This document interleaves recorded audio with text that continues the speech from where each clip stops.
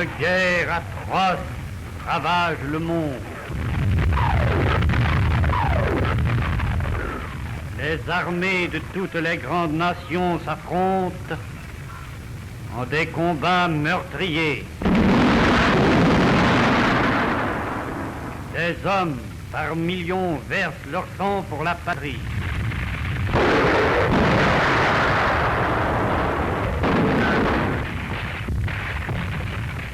La guerre, que les peuples appellent guerre mondiale, n'est plus dans son sens profond la lutte pour la conquête ou la suprématie d'un peuple, mais l'enfantement tragique d'un monde nouveau dans le bouleversement de tout ce qui fut avant 1914.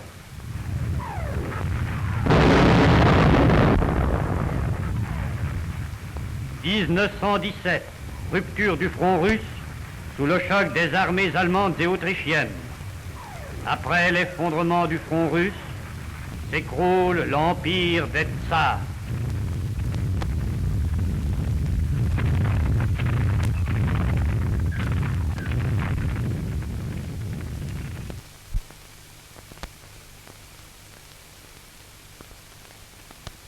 La Russie, un pays de 21 millions de kilomètres carrés, 10e partie de la Terre, peuplé de 170 millions d'êtres humains, dont le nombre accroissant chaque année. 180 nationalités, parlant 150 langues différentes. Russes, Ukrainiens, Russes blancs, Cosaques, Ouzbeks, Tartares, Juifs, Géorgiens, Turcs, Arméniens, Allemands, un monde disparate de peuples les plus divers. L'âme russe est pleine de la nostalgie de l'infini. Dans ces plaines sans fin et ces terres sans limite, le Russe rêve. Il attend tout de la nature. Cette âme s'abandonne au fatalisme oriental qu'évoquent les chants désespérés et mélancoliques des bords de la Volga et des plaines de l'Ukraine.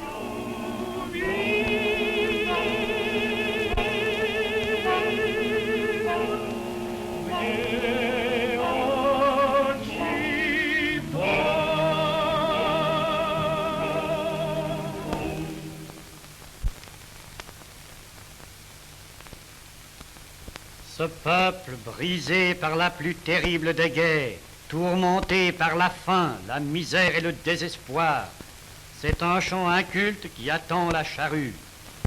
Mais un homme avait répandu dans le peuple russe la semence d'une doctrine nouvelle. Cet homme, c'était Karl Marx, le fils du conseiller Hirschel Marx Mordechai. La semence qu'il a jetée dans la terre moscovite, l'herbe. C'est l'ivraie de la révolution. En Russie, les disciples de l'évangile marxiste s'appellent mencheviks, bolcheviks. Les adeptes du marxisme, intellectuels internationaux, entraînent à la révolution masses populaires affamées et soldats déserteurs. Nous sommes au 8 mars 1917. Les chefs spirituels du mouvement marxiste qui de l'étranger ont fomenté la révolution russe rentrent au pays. L'heure depuis longtemps attendue a sonné pour Ulyanov, surnommé Lénine, pour Laïba Bronstein, dit Trotsky. Nul ne connaît le vrai nom de ce personnage qui en possède au moins 10. Dès leur retour en Russie, ils organisent une violente campagne de propagande pour gagner le peuple à la formule extrême du marxisme, le bolchevisme.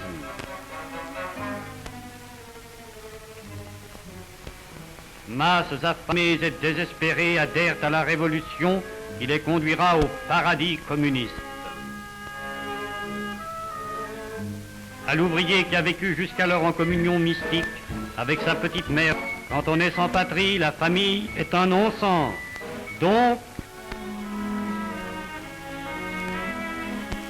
à ces hommes mystiques, très croyants, ils annoncent ces Russes aux mœurs paisibles, fidèles aux anciennes lois et coutumes, ils enseignent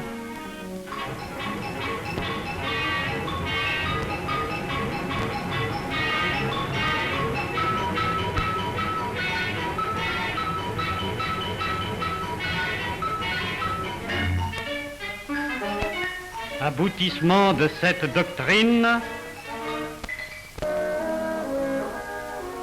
ils imposent le plus brutal matérialisme à ce peuple mystique, tourné jusqu'alors vers l'au-delà. Ils font appel aux instincts les plus vils. La Révolution gagne toutes les régions du vaste empire. Partout, les agitateurs prêchent le nouvel évangile.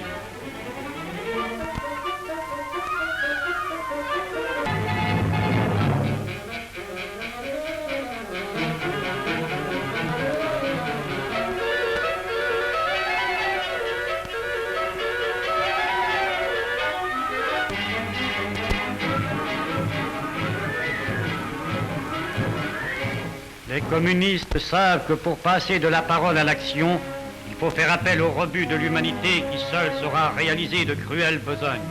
Ils libèrent les prisonniers et recrutent une armée parmi les criminels, aventuriers et perturbateurs de tout genre. Les masses populaires, lassées par la longue guerre, déçues, affamées, deviennent un instrument docile au service d'une clique internationale à la solde des chefs bolchevistes. Nous sommes au 7 novembre 1917. Les bolcheviks prennent d'assaut le palais d'hiver. Le Parti communiste restera une petite mais féroce minorité. 14 700 membres seulement sur plus de 170 millions d'habitants. Ils appliquent brutalement leurs préceptes. L'insurrection armée est la forme la plus élevée de l'action politique. L'aigle impérial est abattu. Partout, le drapeau rouge le remplace. Cependant, le peuple cultivé, bourgeoisie, noblesse, armée, ne se rendra pas sans combat. Les armées blanches résistent aux bolcheviks.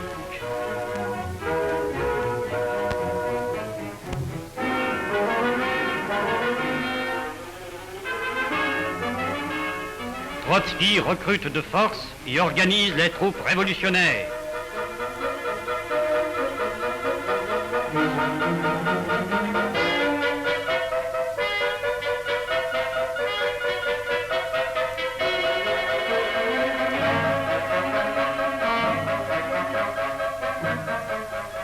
Des combats meurtriers s'engagent entre les troupes nationales et les armées bolchevistes.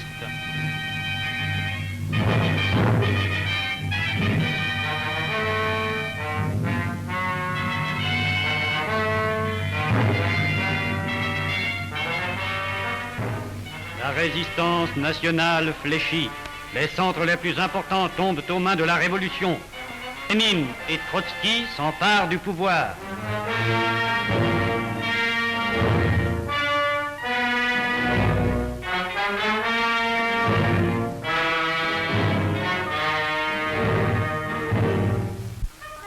La Russie va connaître la terreur la plus sanguinaire.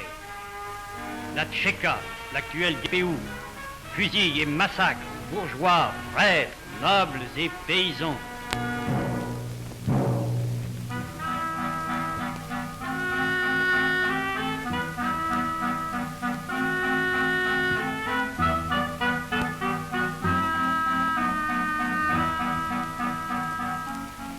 De 1917 à 1923, la Tchéka a supprimé plus de 1 700 sites en grand apparat les révolutionnaires tombés dans les combats de rue.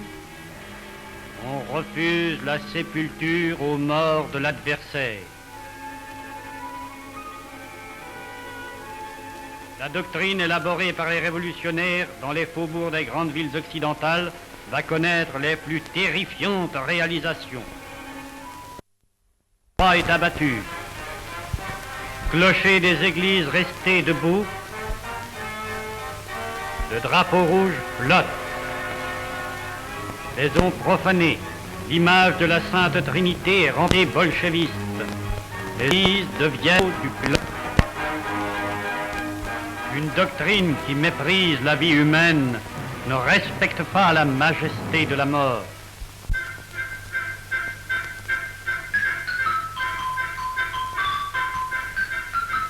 Là où les troupes blanches parviennent à reconquérir un lambeau de territoire, c'est partout le spectacle de la plus atroce brutalité.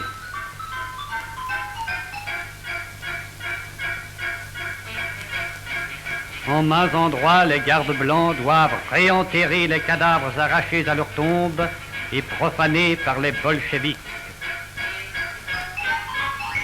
La famille impériale fut massacrée en ce lieu.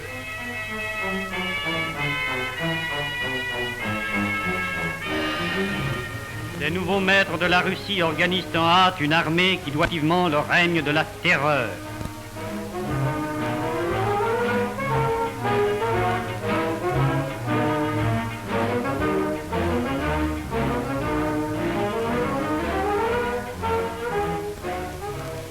Il est conforme à la doctrine bolchéviste que la femme cesse d'être la gardienne du foyer pour servir comme soldat dans l'armée.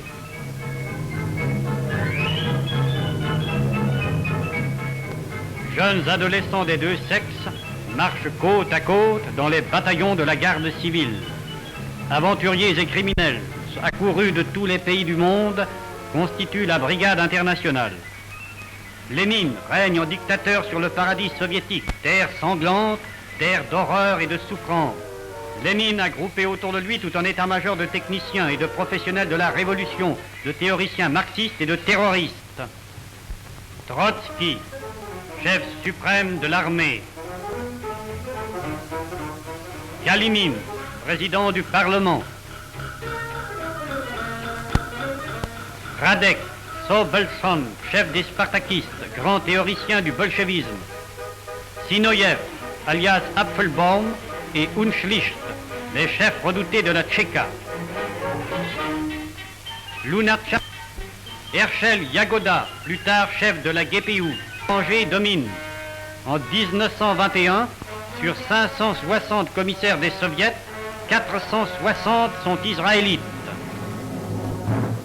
Sous le signe de l'étoile rouge, de la faucille et du marteau, de prétendus intellectuels dédaigneux des aspirations nationales imposent au peuple russe sa nouvelle constitution. On crée une caricature de parlement. En réalité, le pouvoir est aux mains d'un seul homme, le dictateur Lénine. Telle est la République des Soviets.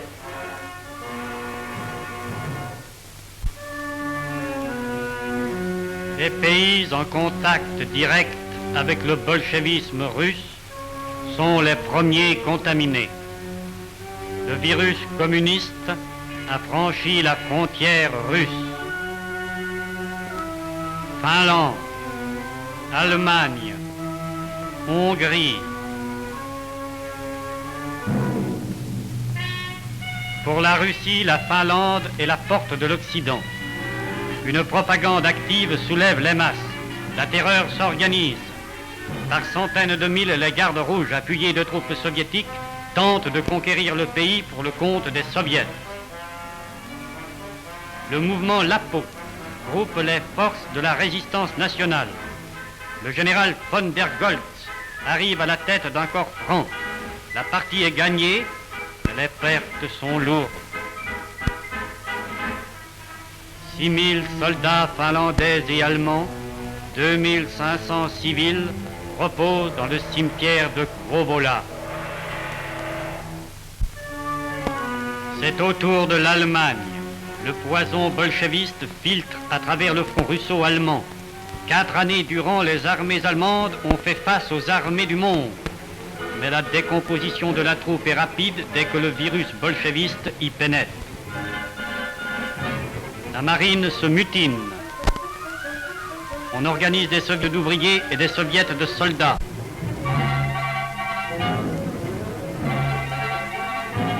Eisner, Rosa Luxemburg, Liebknecht, Rosenfeld, en collaboration avec l'ambassadeur des soviets Yoffe, s'efforcent d'instaurer à Berlin la dictature du prolétariat.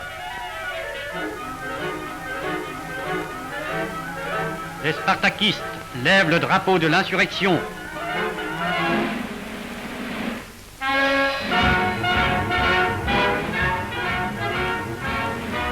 Mais les patriotes, armés régulières et volontaires, après des luttes sanglantes, parviennent à maîtriser l'émeute.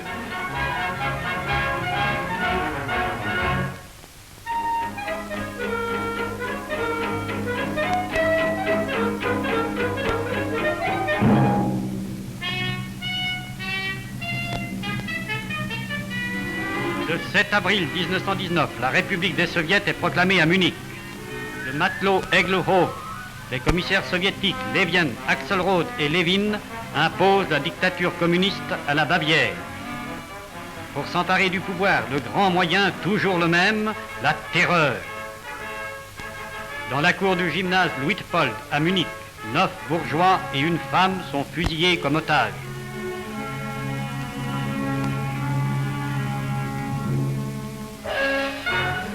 Mais les forces nationales, sous le commandement du général Ritter von Epp, parviennent à libérer la ville de la terreur rouge. L'insurrection a fait 927 victimes. Épuisée par la guerre, la Hongrie n'offre qu'une faible résistance à la vague rouge.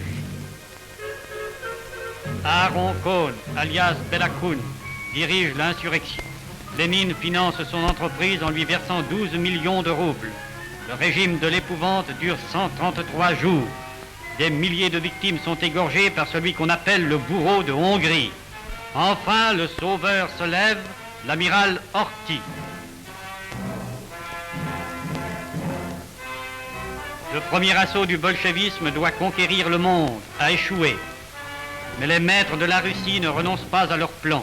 Ils consolident leur position en organisant l'internationale communiste, le Komintern. Au printemps 1919, Lénine convoque ses agents à Moscou pour le premier congrès mondial de la Troisième Internationale. Le but de cette redoutable organisation, unir les ouvriers de race blanche, jaune et noire du monde entier pour abattre tous les gouvernements civilisés et leur substituer la République des Soviets.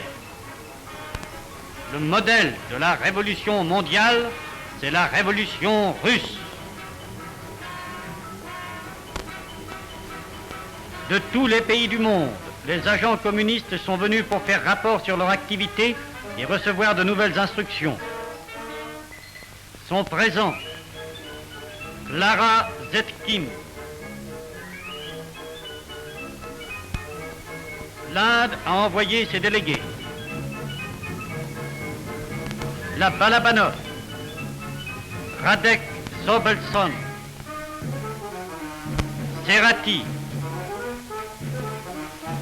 Lévy, Rosmer,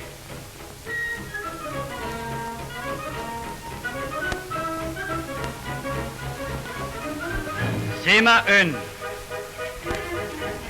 La gigantesque organisation du Komintern dispose de ressources inépuisables. On dépense sans compter, grâce au peuple russe.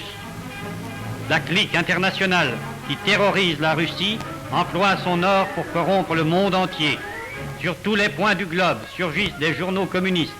Tracts et feuilles bolchevistes inondent tous les pays. Une propagande intense agite toutes les nations. Partout s'organise la lutte des classes.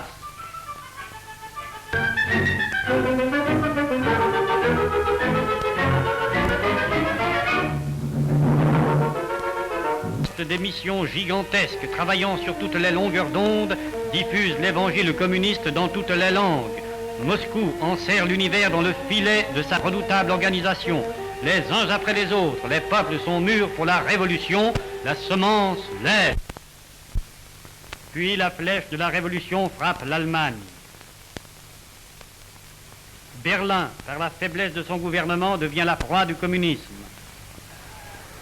Combats de rue, actes terroristes, agressions, grèves sont à l'ordre du jour. 6 millions de citoyens donnent leur voix au Parti communiste.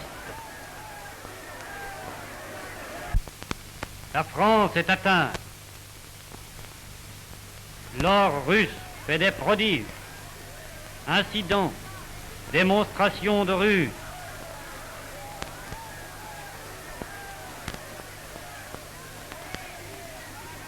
La police intervient. Les principaux meneurs sont arrêtés. Le Parti communiste proteste. Le gouvernement a provoqué les masses ouvrières. À Moscou aussi, les communistes défilent, mais c'est en l'honneur du dictateur Lénine, mort le 24 janvier 1924.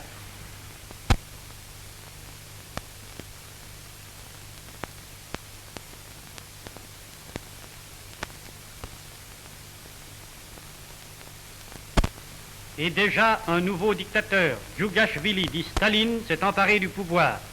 La cause de la révolution est entre les mains d'un homme qui usera de tous les moyens pour hâter la révolution mondiale. C'est le tour de l'Espagne. Sous le signe de l'étoile rouge, de la faucille et du marteau, de vastes cortèges s'organisent. La foule manifeste.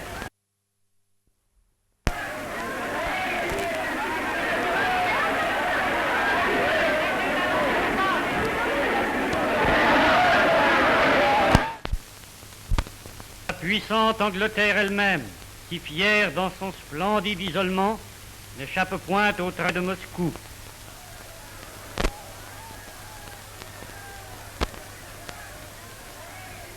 Tout se passe à Londres comme partout ailleurs, on descend dans la rue.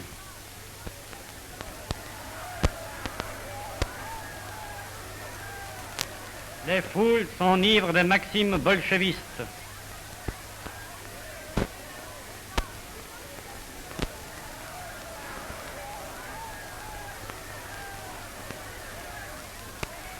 Les démagogues excitent les masses.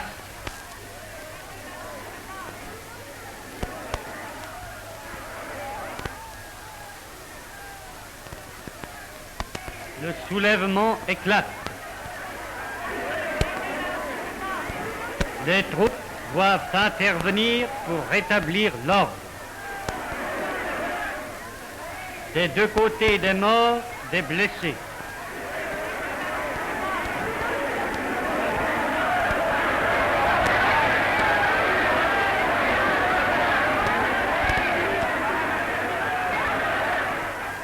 Et comme toujours, le Parti communiste de proclamer, le gouvernement a provoqué les travailleurs. La flèche de Mexique. L'Amérique latine en est la première victime. À Cuba, le cyclone rouge se déchaîne.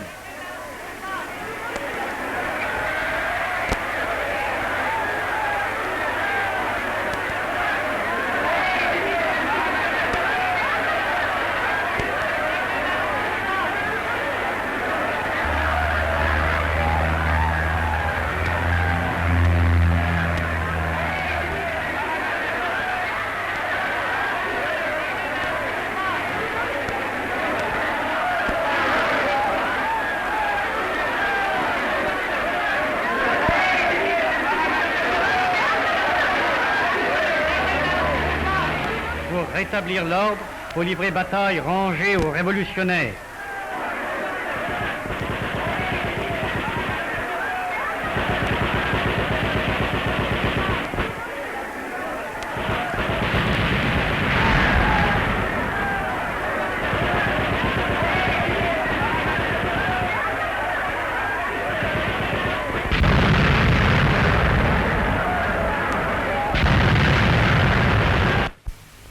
Après, c'est au cri de « Abat le Christ », les prêtres assassinés, les églises détruites.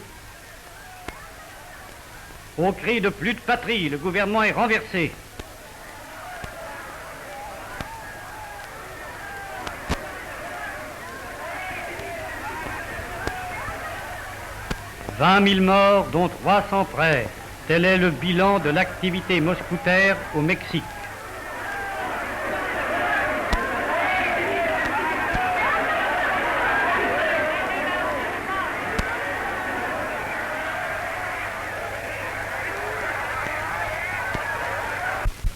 L'Amérique du Nord, pays de la richesse et des possibilités illimitées, est frappée par la flèche de Moscou.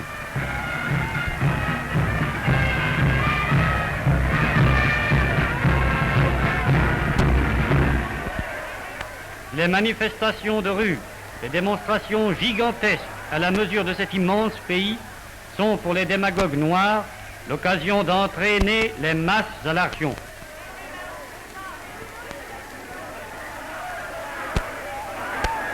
On passe à l'action directe.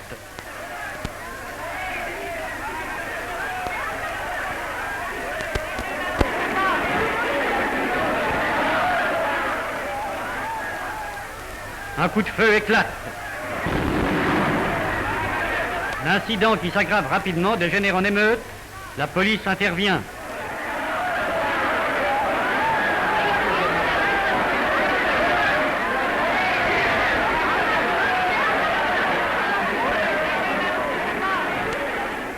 Et le Parti communiste prétendre comme toujours, c'est le gouvernement qui a provoqué les travailleurs.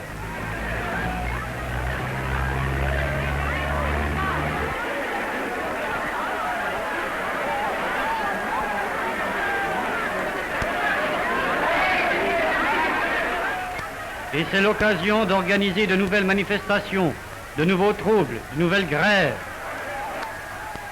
L'action communiste gagne toutes les régions industrielles de l'Amérique. Partout, désordre, meurtres, actes terroristes.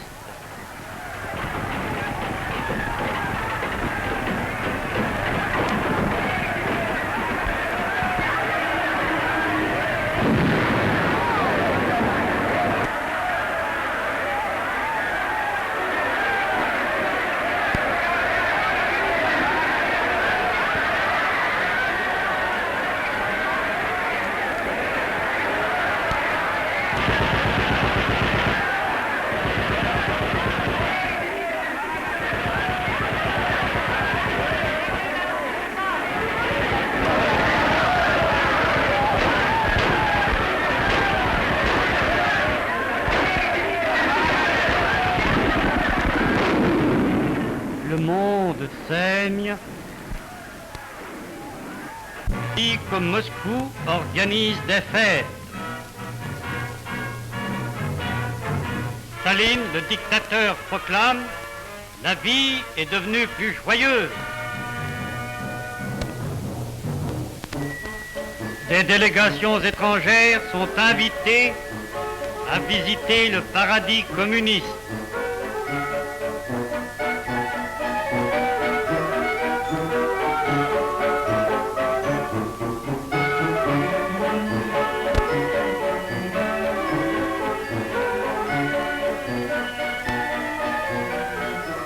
On leur montre quelques installations industrielles de dimensions énormes, construites par des ingénieurs étrangers.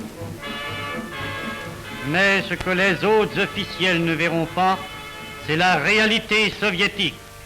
Les foules faisant queue devant les magasins d'alimentation, la misère des marchés russes, les femmes et les enfants affamés, les milliers et milliers d'hommes errant de villes en villes, population de mendiants nomades qui rappellent les grandes migrations de jadis, les sans-patrie, les sans-gîtes, couchant à la belle étoile sous leur rude climat sibérien. Ces autres ignoreront le travail forcé imposé aux déportés politiques, hommes et femmes.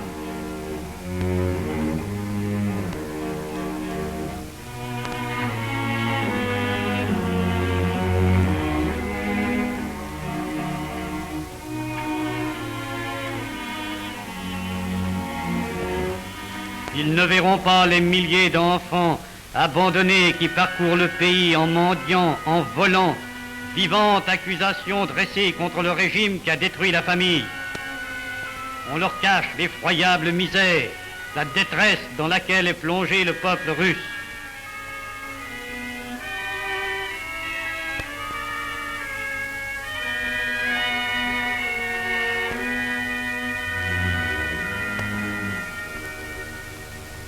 Telle est la Russie soviétique, voilà le paradis promis à tous les peuples.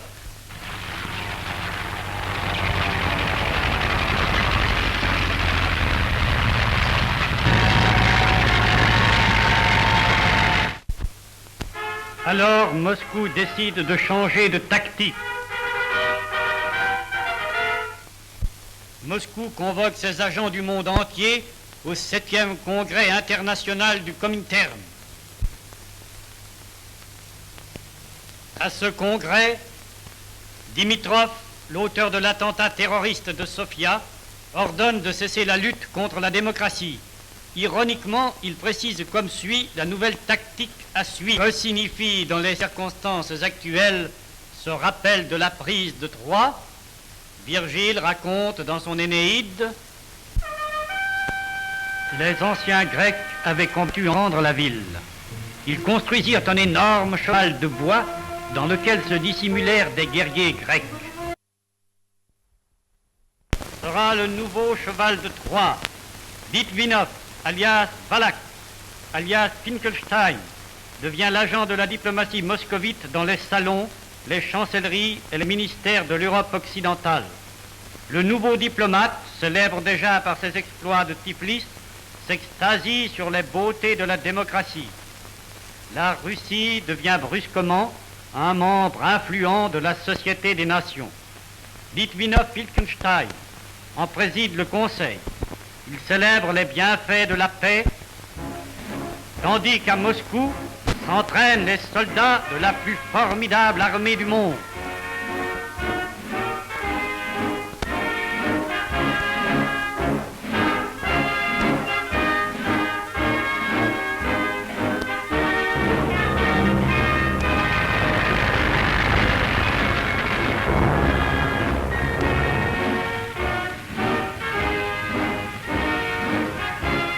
Et Staline les appelle les soldats de la Révolution mondiale.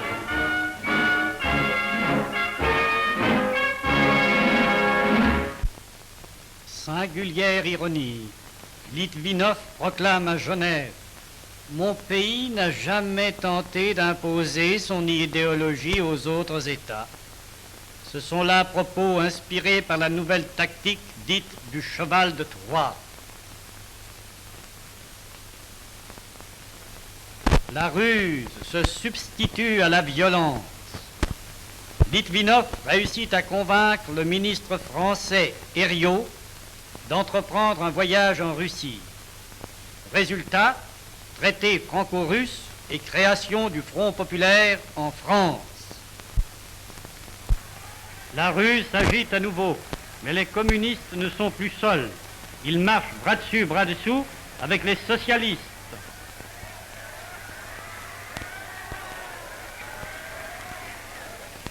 D'avoir tous les moyens et toutes les conditions roulées vers le gouffre. Singulière alliance que celle de la Marseillaise et du coin levé.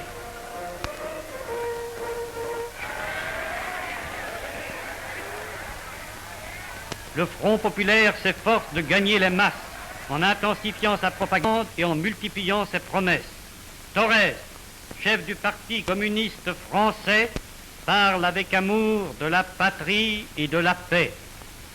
Ce qui ne l'empêche pas de déclarer ailleurs: nous sommes décidés à suivre la voie du bolchevisme russe.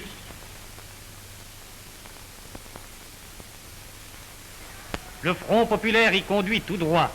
On salue en levant le poing. On crie « Les soviets partout !» Et le Front populaire, nouveau cheval de Troie, se relève brusquement à tendance communiste extrême.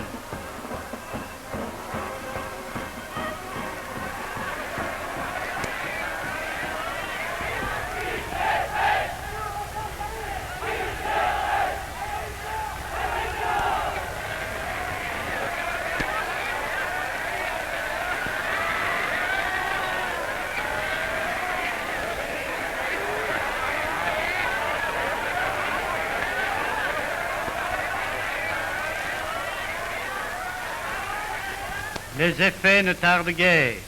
Grève, anémie progressivement la vie économique de la nation. Les employés des magasins de denrées alimentaires découvrent la forme de grève la plus moderne, la grève sur le temps. Et pour gagner leur bonne humeur, ils se mettent à danser.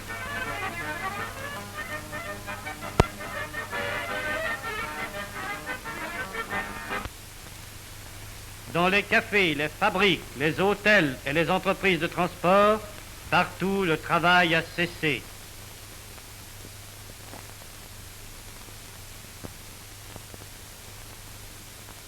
C'est l'occupation des usines. Front populaire.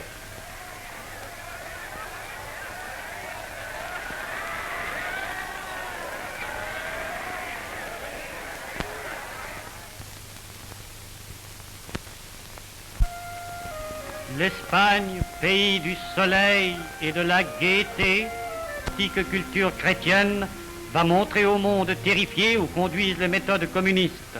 En 1936, le 5% à peine des électeurs espagnols votaient communistes. Jusqu'alors, l'Espagne avait réussi à déjouer toutes les tentatives de Moscou. Et pourtant, Trotsky, après Lénine, avait déclaré « L'Espagne est, après la Russie, l'État le mieux préparé pour une révolution ». C'est au Congrès mondial du Comintern que la révolution espagnole fut décidée. En 1930, Belakoun débarque en Espagne. Sa ruse et l'or bolchevique obtiennent aux élections des résultats stupéfiants. Les élections. La fraude est organisée suivant les méthodes les plus audacieuses et les plus raffinées. À Séville, Pontevedra, Luego, Carceres, les bulletins sont séquestrés, annulés ou falsifiés au profit du Front populaire.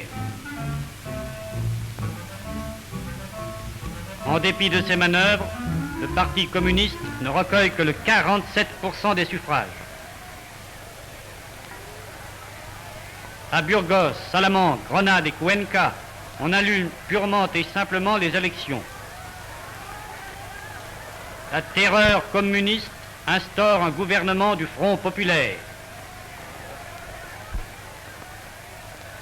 L'Espagne, pays du soleil et de la gaieté, est sur la voie calvaire. Jusque dans leurs détails les plus infimes, c'est le renouvellement de toutes les horreurs de la révolution russe. En quelques mois, 347 églises sont pillées, dynamitées, incendiées. À Barcelone, on brûle 277 églises. Suivant un rapport du Vatican, dans l'espace d'une année, 11 évêques, 1657 prêtres ont été assassinés par les communistes. La vague rouge déferle sur tout le pays. Les portes des prisons s'ouvrent. 30 000 criminels sont libérés pour constituer l'avant-garde de la révolution. Une troupe de 150 000 aventuriers, jeunes apaches, adolescents, compose les bataillons d'assaut auxquels viennent s'ajouter plus de 100 000 miliciens. Officiers, soldats et bourgeois, restés fidèles à la patrie, sont mis à mort après les plus atroces tortures.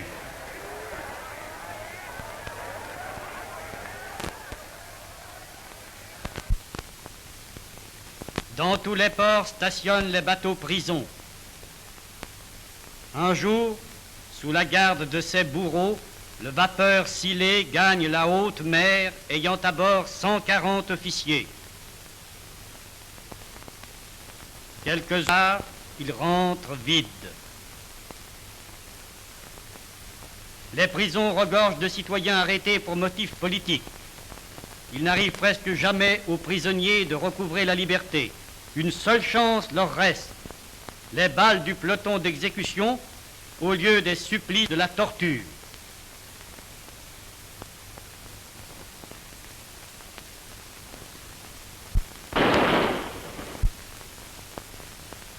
Dans la cour de la prison d'Almendralejo, les prisonniers sont cloués vivants à la paroi, arrosés de pétrole et brûlés vifs. En moins de 6 mois, 170 000 personnes sont torturées, mutilées, assassinées.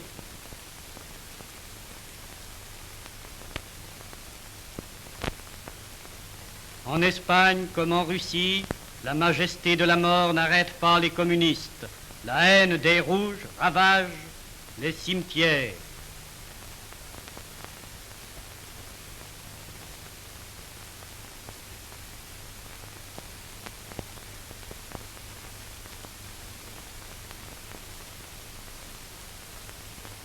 Le gouvernement du Front populaire, présidé par Largo Caballero, reste impuissant à réprimer cette atrocité.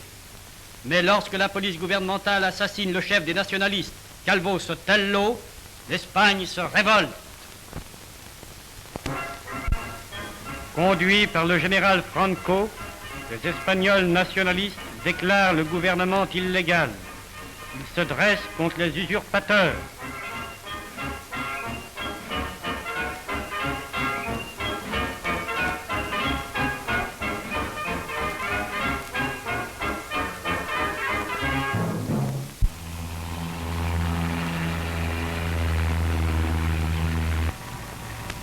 c'est la guerre civile.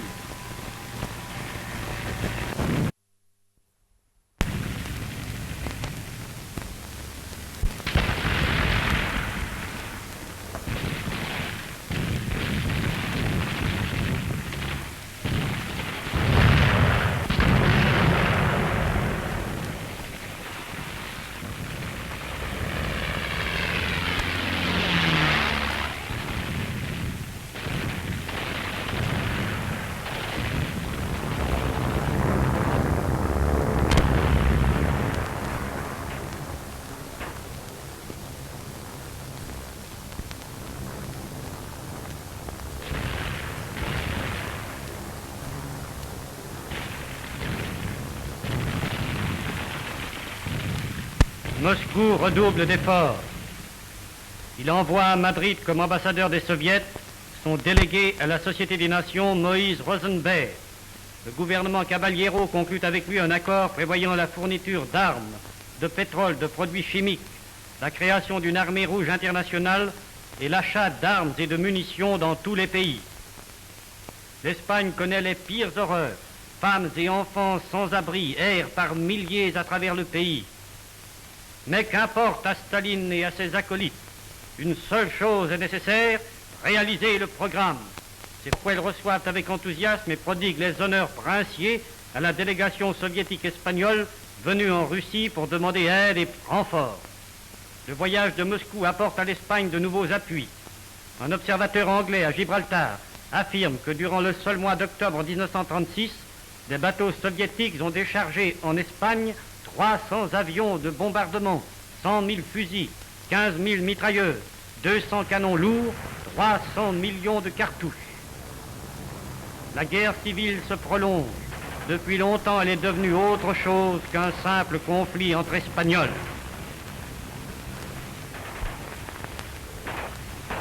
L'Espagne est le champ de bataille où se joue une partie décisive entre le bolchevisme et la civilisation occidentale. Communistes accourus de partout luttent côte à côte avec les terroristes de la Tchéka sous le commandement de Hans Neumann, surnommé le boucher de Canton.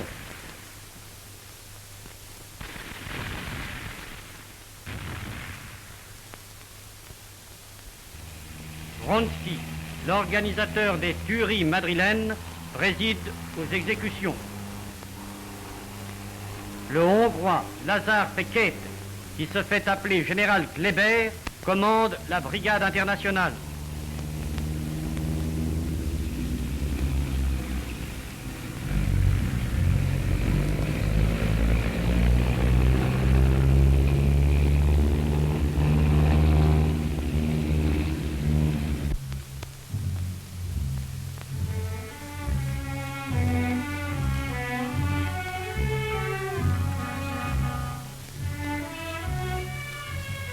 La misère croît de jour en jour.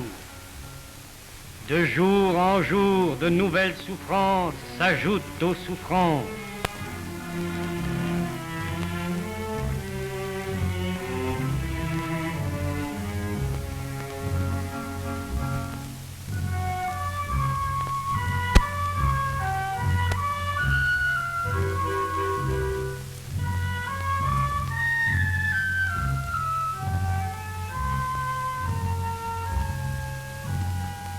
Voilà l'œuvre du Front populaire en Espagne. Dans cette brochure, Lénine a écrit « La Suisse est le pays le plus libre de l'Europe et aussi un pays qui, par sa position géographique, exerce une grande influence internationale. C'est pourquoi les chefs bolchevistes, bannis de leur patrie, avaient jugé utile de faire de la Suisse le centre de leur action. Notre pays fut le berceau de la Troisième Internationale. C'est à Zimmerwald, idyllique village situé au cœur du canton de Berne, que fut fondée la Troisième Internationale qui sera le foyer de la Révolution mondiale. Dans cette paisible auberge de campagne ont siégé, à l'abri de notre droit d'asile, les chefs bolchevistes expulsés de leur propre patrie. La principale figure de la conférence est Ulyanov, Lénine.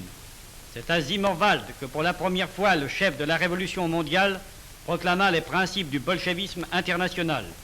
Lutte de classe sans merci, conquête du pouvoir par l'insurrection, dictature du prolétariat. Sous la présidence du conseiller national Robert Grimm, le Parti socialiste suisse joue un rôle important à Zimmerwald. Puis le siège de la conférence fut transféré à Kintal. Dans le livre des étrangers de l'hôtel Bern figurent les noms des participants. On y trouve entre autres Lénine, Munzenberg, Grimm, Nain, Graber, Platen.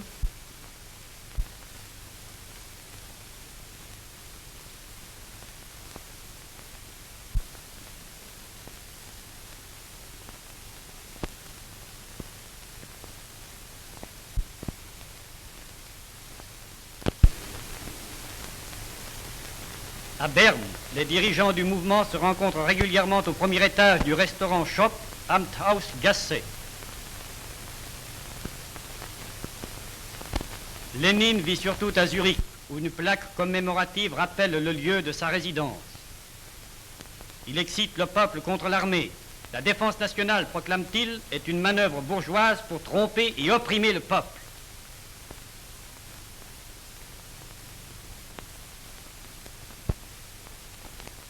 Au début d'avril 1917, Lénine quitte brusquement la Suisse à destination de Petrograd, où il va déclencher la révolution. Le télégramme qu'il adresse à son départ au communiste français Guillebaud montre à quel point les socialistes suisses sont engagés dans le mouvement révolutionnaire.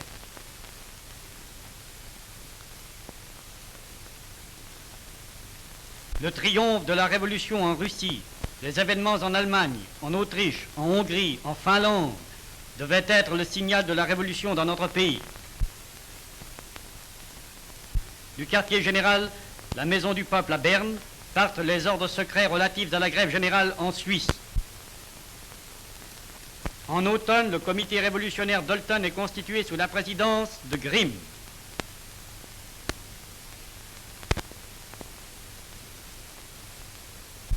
Notre patrie, République soviétique suisse.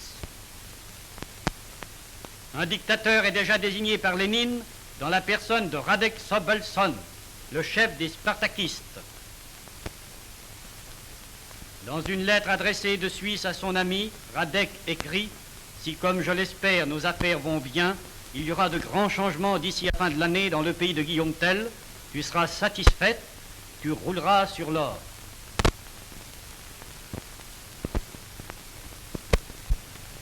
Le conseiller fédéral Heberlin, chef du département de justice et police, a donné publiquement connaissance des instructions que Lénine envoya par courrier spécial à l'ambassadeur des soviets à Berlin.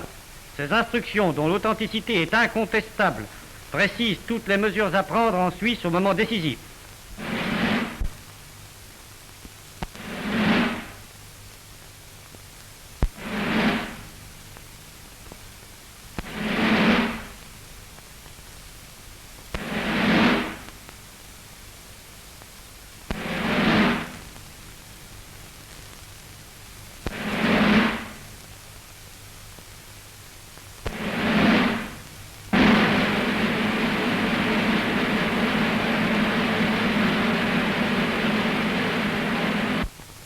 Par la parole et par la presse, le comité d'Olten excite le peuple.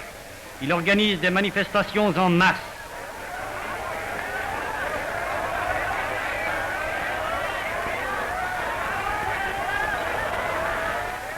Le 11 novembre 1918, à minuit, la grève générale est proclamée.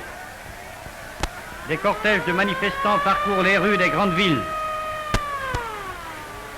À Zurich, devant la cathédrale et à la Paradeplatz, des démonstrations s'organisent qui menacent de dégénérer en combat de rue.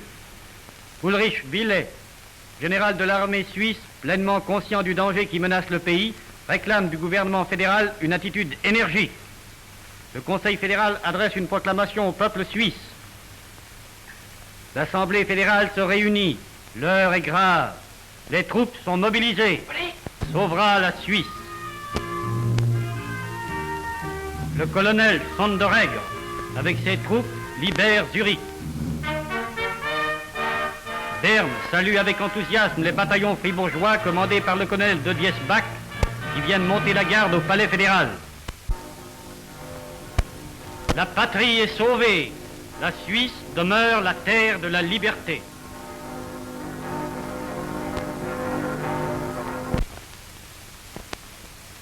Tels sont les faits dans leur inquiétante réalité. Mais le péril passé, les hommes oublient vite. Bien-être, quiétude, apparence d'ordre ont bientôt effacé jusqu'au souvenir du danger qui demeure cependant une grave menace pour le monde entier. Ce péril, c'est la Russie soviétique, c'est la mystérieuse puissance du grand empire resté tartare. Depuis que les hordes sauvages de Djingis Khan firent trembler l'Europe, le cauchemar de l'invasion asiatique demeure l'éternelle menace suspendue sur l'Occident. L'irrésistible expansion des foules nomades qui peuplent l'Asie centrale va toujours vers le couchant. Aujourd'hui, l'Asie s'identifie avec le péril rouge. Tant que l'immense empire russo-tartare qui domine la moitié de l'humanité restera sous l'emprise bolchéviste, tant que l'Europe, aujourd'hui divisée et affaiblie par les guerres, n'aura pas uni courageusement toutes ses forces contre le communisme, la civilisation chrétienne restera à la merci de la vague de haine, de terreur.